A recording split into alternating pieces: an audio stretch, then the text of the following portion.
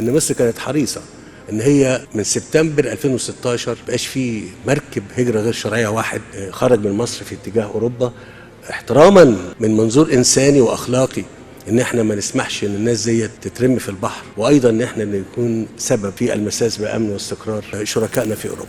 واكدت لمعالي الوزير على ان هناك ضروره واولويه لقيام الجانب الاوروبي بمسؤولياته من خلال توفير اقصى درجات واقصى مستويات الدعم الاقتصادي والتنموي الى مصر لمساعدتها في التعامل مع هذه الاوضاع الشديده الصعوبه، والا لن نكون قادرين على التعامل مع هذه المساله.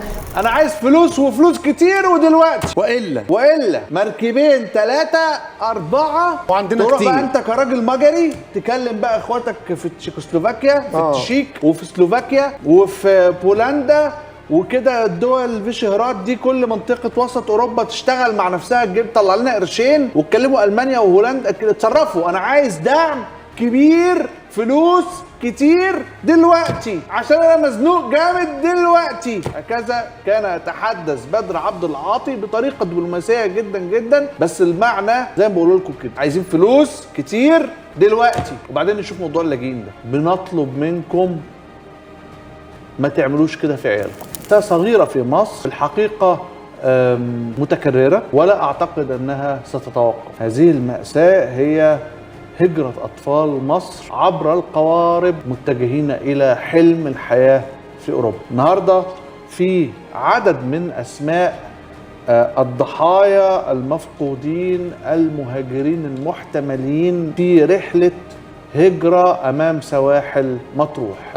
الأعمار يبدو أنها بنتكلم على 31 شخص وشخصة من جنسيات مختلفة، مصري، سوداني، سوري، وكأن هناك رسالة يريد أن يرسلوها لنا جميعا أن الهم واحد والأزمة كبرى، سواء كانت في مصر أم في السودان أم في سوريا. وأراد هؤلاء الشباب والأطفال أن يهربوا للأمام حتى يتجنبوا أثر هذه الأزمات على حياتهم المباشرة. وأحيانا لو دورنا كتير هنلاقي أسرهم شجعتهم على هذا. يعني ده مش عيال هربت من أهاليها وبعدين ما لقيتش حاجة تعملها فقالت لك نطلع على الشمال ونحاول نوصل لإيطاليا. لا، دي شباب صغير وكبير، هتلاقي أهله في الأم اللي باعت غويشة، والأب اللي رهن قطعة أرض وحاجات، والناس اللي استلفت فلوس علشان ولادهم تموت في البحر. للأسف الشديد هذا هو المشهد، وانتوا زي ما انتوا شايفين كده دي آثار لبعض من هذا المشهد. ودي حكاية يا جماعة متكررة. بنطلب منكم ما تعملوش كده في عيالكم. طبعا اخبار مأساوية جدا جدا وارقام مأساوية جدا جدا. كفايه نقول لحضراتكم انه مثلا واحد من المواقع العربية اللي هو اسمه The Arab Weekly بيقول ان عدد المصريين اللي وصلوا السنة دي لإيطاليا وسجلوا انفسهم في، والعقدة طبعا على الموقع، وسجلوا انفسهم في إيطاليا كلاجئين غير شرعيين يزيد عن 8000 شاب وشابة. يعني أنا محدد ده بس من الجنسية المصرية. بينما في تقرير آخر الجارديان قالته أو نشرته في سنة 2022، قالت إن المصريين في سنة 2022 من سنتين بالظبط وصل عددهم كأكبر مهاجرين إلى إيطاليا بشكل غير شرعي، ووصلوا ساعتها ل20,500. والحكايه دي بتتضح في الفتره القادمه لما هيبتدي الشتاء.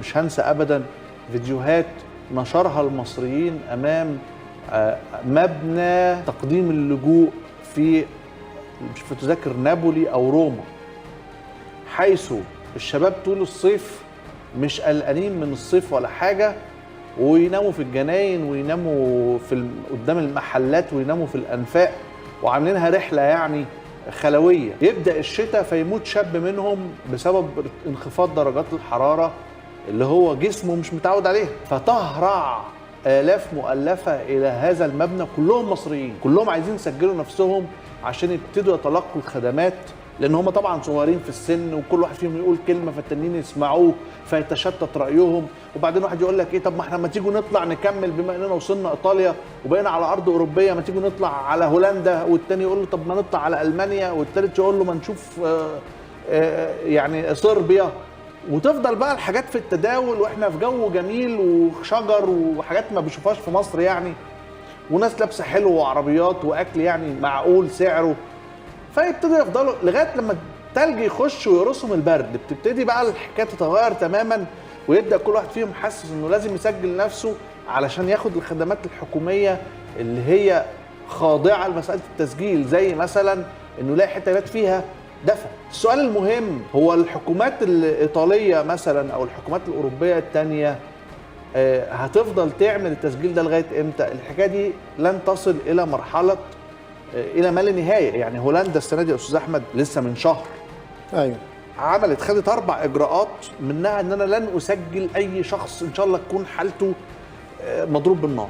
ايوه، لان خلاص الاعداد زادت وانا مش قادر مش هيقدروا يستوعبوا اكتر من القوى الاستيعابيه اللي عندهم، لان هم بيقدروا الروح ايا كان بقى، وجاي لهم هجره غير شرعيه مش هجره غير شرعيه، ما دام في بني ادم في روح وصل او موجود، يبقى انا عشان اتعامل معاه فلازم اسجله، فلازم اديله حقوقه كبني ادم، فانا مش هقدر اديله حقوقه كبني ادم، فمش هقدر استقبل اي حد، فهيروحوه بالتاكيد.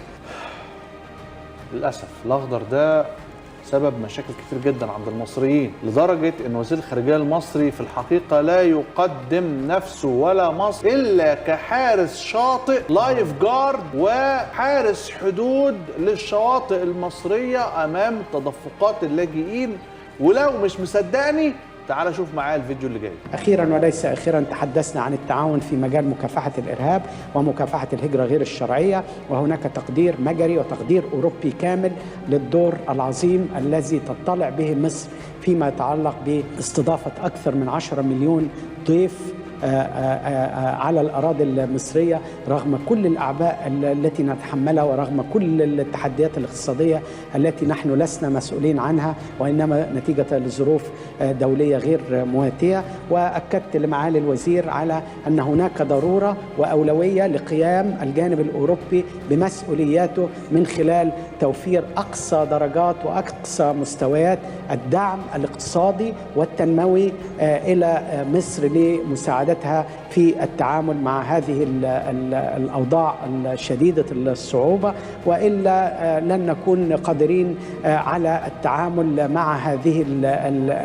المسألة. وبالتالي من الأفضل على الجانب الأوروبي أن يضاعف دعمه ويوفر إمكانيات هائلة للتعامل مع هذه المشكلة. أخيرا لا تعالى لي بقى، أنا عايزك. اتفضل يا باشا. أنا عايزك. فاكر يا أحمد نفس الوقفة دي مع اختلاف الشخص بتاع الدنمارك، وانت قلت لي الراجل ده بدر عبعاتي شاطر قوي بيعرف يطلع فلوس. نفس الحكايه ده. انا قلت يا رب واحنا في الحلقه النهارده ولا الحلقه بتاعت الاسبوع، لا هو بس لما لقيت الراجل اللي هو الكلام اللي هو الراجل ده اللي هو ايه المجري ده، قلت لا التاني كان دنماركي صح.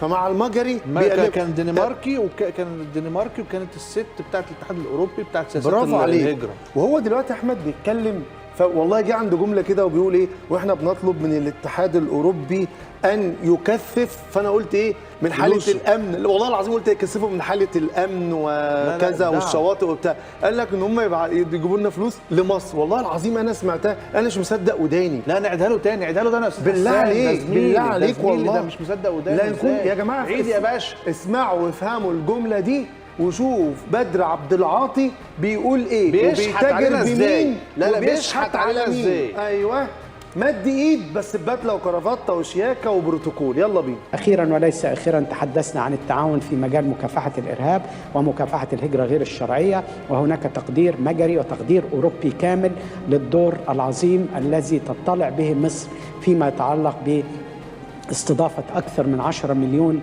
ضيف على الأراضي المصرية رغم كل الأعباء التي نتحملها ورغم كل التحديات الاقتصادية التي نحن لسنا مسؤولين عنها، وإنما نتيجة لظروف دولية غير مواتية. وأكدت لمعالي الوزير على أن هناك ضرورة وأولوية لقيام الجانب الأوروبي بمسؤولياته من خلال توفير أقصى درجات وأقصى مستويات الدعم الاقتصادي والتنموي إلى مصر لمساعدتها في التعامل مع هذه الأوضاع الشديدة الصعوبة، وإلا لن نكون قادرين على التعامل مع هذه المسألة. وبالتالي من الأفضل على الجانب الأوروبي أن يضاعف دعمه ويوفر إمكانيات هائلة للتعامل مع هذه المشكلة. أخيرا وليس انا عايز فلوس وفلوس كتير ودلوقتي، والا مركبين 3 4 وعندنا تروح كتير. بقى انت كراجل مجري تكلم بقى اخواتك في تشيكوسلوفاكيا، في التشيك وفي سلوفاكيا وفي بولندا وكده، الدول فيشهرات دي كل منطقه وسط اوروبا تشتغل مع نفسها، تجيب طلع لنا قرشين، واتكلموا المانيا وهولندا كده اتصرفوا. انا عايز دعم كبير، فلوس كتير دلوقتي عشان انا مزنوق جامد دلوقتي.